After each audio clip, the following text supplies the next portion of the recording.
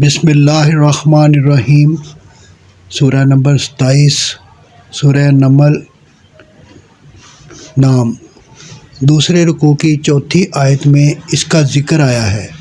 سورہ کا نام اسی سے ماخوذ ہے، یعنی وہ سورت جس میں النمل کا قصہ مذکور ہے یا جس میں النمل کا لفظ وارد ہوا ہے۔ زمانہ نزول، مضمون اور انداز بیان مکہ کے دور متوسط کی صورتوں سے پوری مشابہت رکھتا ہے، اور اس کی تائید روایات سے بھی ہوتی ہے۔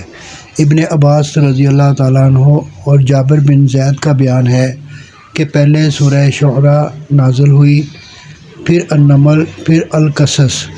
موضوع اور مباحث۔ یہ سورہ 2 خطبوں پر مشتمل ہے۔ پہلا خطبہ آغاز سورہ سے چوتھے رکوع کے خاتمے تک ہے، اور دوسرا خطبہ 5ویں رکوع کی ابتدا سے سورت کے اختتام تک۔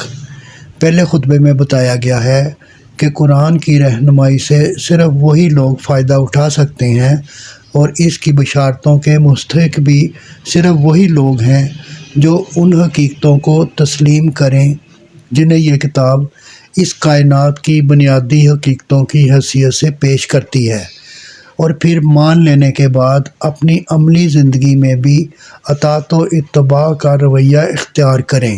لیکن اس راہ پر آنے اور چلنے میں جو چیز سب سے بڑھ کر مانع ہوتی ہے وہ انکار آخرت ہے، کیونکہ یہ آدمی کو غیر ذمہ دار، بندہ نفس اور فریفتہ حیات دنیا بنا دیتا ہے، جس کے بعد آدمی کا خدا کے آگے جھکنا اور اپنے نفس کی خواہشات پر اخلاقی پابندیاں برداشت کرنا ممکن نہیں رہتا۔ اس تمہید کے بعد 3 قسم کی سیرتوں کے نمونے پیش کیے گئے ہیں۔ ایک نمونہ فرعون اور سرداران قوم سمود اور سرکشان قوم لوط کا ہے، جن کی سیرت فکر آخرت سے بے نیازی اور نتیجتاً نفس کی بندگی سے تعمیر ہوئی تھی۔ یہ لوگ کسی نشانی کو دیکھ کر بھی ایمان لانے کے لیے تیار نہ ہوئے، الٹے ان لوگوں کے دشمن ہو گئے جنہوں نے ان کو خیر و اصلاح کی طرف بلایا۔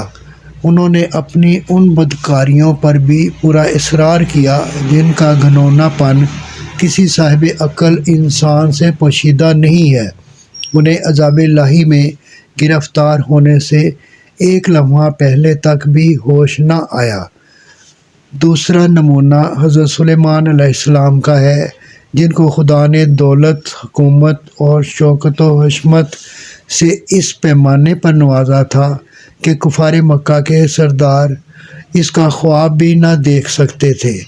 لیکن اس سب کے باوجود چونکہ وہ اپنے آپ کو خدا کے حضور جواب دہ سمجھتے تھے اور انہیں احساس تھا کہ انہیں جو کچھ بھی حاصل ہے خدا کی عطا سے حاصل ہے، اس لیے ان کا سر ہر وقت منعم حقیقی کے آگے جھکا رہتا تھا، اور کبر نفس کا کوئی ادنیٰ شائبہ تک ان کی سیرت و کردار میں نہ پایا جاتا تھا۔